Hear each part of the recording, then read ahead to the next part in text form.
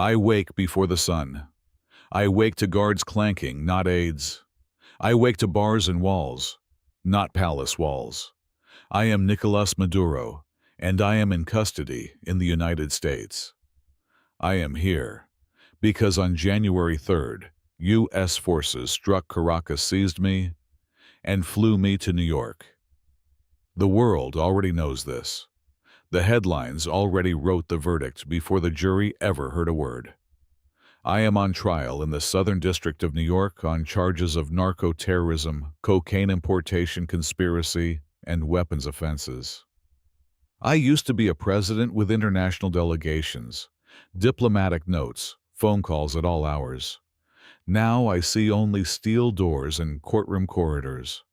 My name precedes me everywhere, not as leader, but as accused. I am not President Maduro in most rooms anymore. I am the defendant, the narco-terrorism suspect, a symbol of scandal. I walk and cameras linger on my cuffs before they linger on my eyes. I hear whispers in the hallways, carefully measured. Lawyers adjust their ties when I enter. Security tightens. Journalists hover just outside glass partitions, waiting for a slip, a confession, a falter. The shock hasn't faded, the silence is too loud. I see faces that treat me like a dangerous word, a phrase better avoided. My own name sounds heavy in their mouths.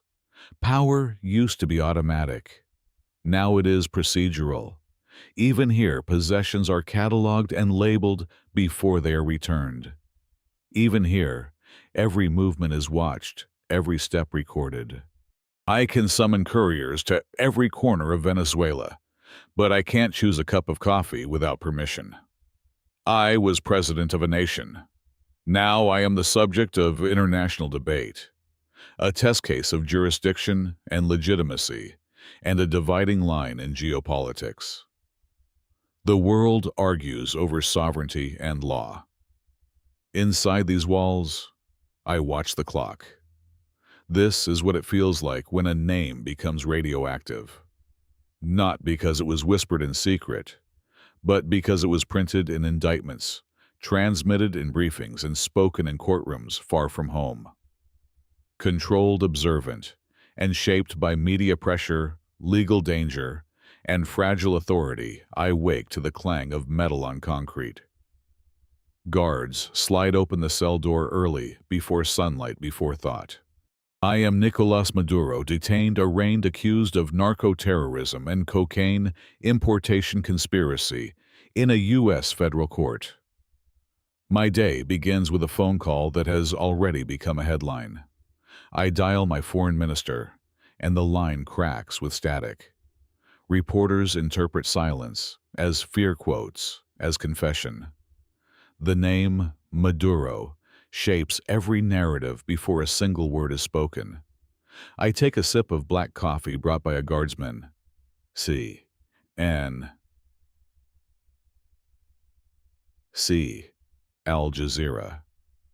Their feeds loop my arraignment, my not guilty plea, my face in a prison jumpsuit. A PR firm drafted a statement for me, no comment. That phrase is now louder than any explanation. I request a secure line for a call with the Venezuelan embassy. The request becomes, Maduro demands secure talks. The media don't frame it as protocol. They frame it as paranoia. I'm escorted to a video hearing. The judge asked me to keep my voice measured, to speak only when addressed. I respond plainly. Instantly, pundits analyze every pause. My own words are dissected, reframed. Between sessions, I receive a briefing on the National Assembly back home. Postponed debates. Amnesty law fights the interim government, trying to assert legitimacy in my absence. No one asks what I think anymore. My position evaporated the moment U.S. forces moved against me. Then, knock my counsel. I agree to a press release correcting an earlier misquote on cocaine shipments. Within 10 minutes, the correction spawns 5 contradictions across outlets. Truth fractures as it leaves my mouth. I refuse a demand from a U.S. prosecutor to wear restraints for a remote testimony. My lawyers call it unnecessary. Headlines the next hour accuse me of defiance, then of dignity, then of mad desperation. I am led back to my holding cell. My requests for a simple lunch order are logged by detainee systems. Within the hour, someone tweets, "Maduro eats steak, while Venezuela starves." No correction, no context, just projection. Later, I speak with a human rights lawyer about international law immunity and the public uproar over how I was captured. I stick to the law, avoid emotion. Reporters leap from the concept of immunity to Maduro, asserts diplomatic immunity, a phrase I never said. A protest erupts outside the courthouse. Crowds chant broadcast live on every major network. My name blares in slogans both in support and in fury. I did not rally them.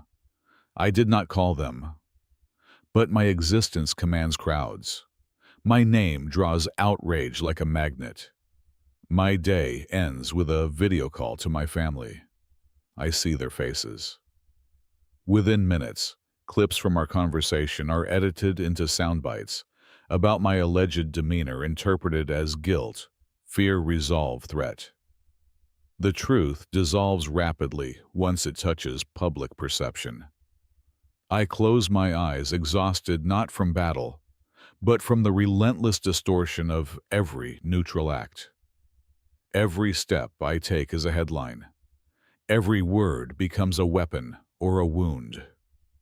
Power, once automatic, now must be negotiated frame by frame, pixel by pixel, headline by headline. I fall asleep to alerts, rumors, corrections, fake quotes, wild theories. My name is danger, a lightning rod of accusation and assumption. The truth no longer comes from what I say. The truth comes from what others choose to print. In this world, after scandal, exposure, not redemption, even silence is contested. Even restraint is reframed. And every morning, I wake to face it all again. I sit on the edge of the bunk as the day bleeds into night, another rotation of hours that once meant nothing and now shape everything. I am Nicolás Maduro, and I have spent these last hours under the glare of cameras, court officers, guards, and world opinion, not as a president but as a symbol of scandal and accusation. The cost of this day of this life is clear in every detail. I cannot walk down a hallway without a guard noting my step. My every word is relayed, reframed, refracted through media filters that no longer see me as a man with authority, but as a subject of criminal indictment for narco-terrorism and drug trafficking. I used to wield influence. Now I inhabit its ghost. The difference is not loud.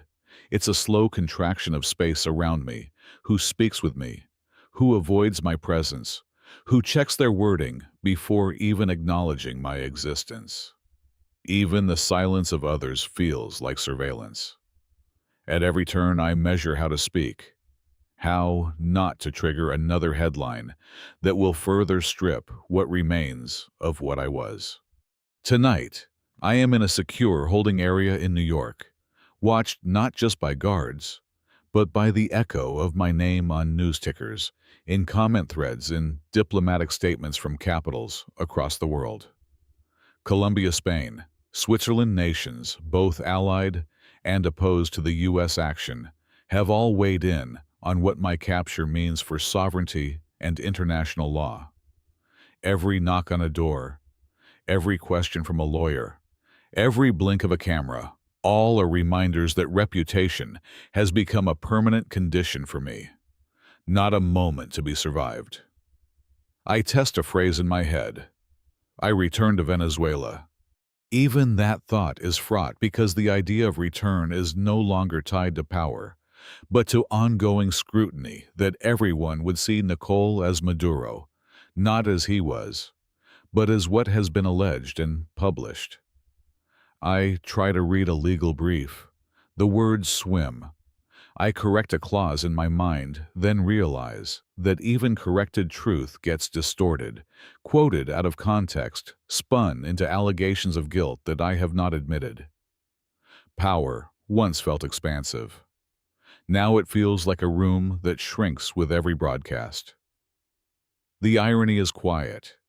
It was once so easy to borrow this life, to step into the ritual of authority, to sign decrees, to command armies, to demand cameras follow. Now it is unbearable to exist within the residue of those gestures, because they have become surveillance points, policed, reproduced, weaponized. I know tomorrow I will stand again before cameras and court officials. I will answer questions. I will choose my words with the precision of a scalpel. But I also know this even after a day ends, after a hearing ends, after a news cycle closes, I will never return to anonymity. My name will continue to open doors, only to have eyes stare back through them. And in this awareness, not relief, I understand that power once borrowed so freely is uneven, conditional, temporary. And the cost of living inside it, after scandal, is a life lived under watch forever, framed never wholly mine again. Disclaimer. This video is a fictional, satirical thought experiment and does not represent the real thoughts, intentions, or private life of President of Venezuela. It is crafted for social commentary on fame, scandal, power, and perception, not as biography, accusation, or factual portrayal of individual motives or actions.